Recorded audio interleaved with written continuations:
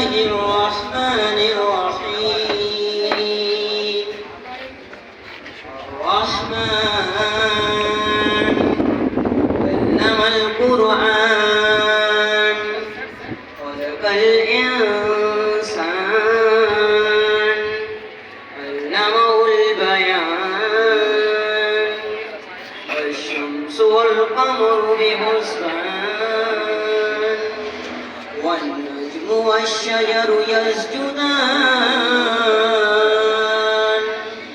والسماء رفعها ووضع الميزان الله تطغوا في الميزان وأقيموا الوزن بالقسط ولا تخسروا الميزان والأرض ووضعها للأنام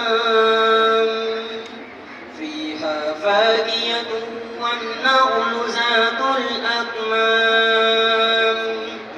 والحب ذو الأصف والريحان فبأي آلاء ربكما تكذبان خلق الإنسان من صلصال كالفخار وخلق الجن من معرج من نار فبأي آلاء ربكما تكذبان رب المشرقين ورب المغربين فبأي آلاء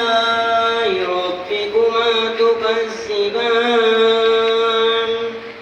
يخرج منهما اللؤلؤ والمرجان فبأي آلاء ربكما تكذبان وله الجوار المنشآت بالبحر كالأعلام فبأي آلاء ربكما تكذبان صدق الله العظيم.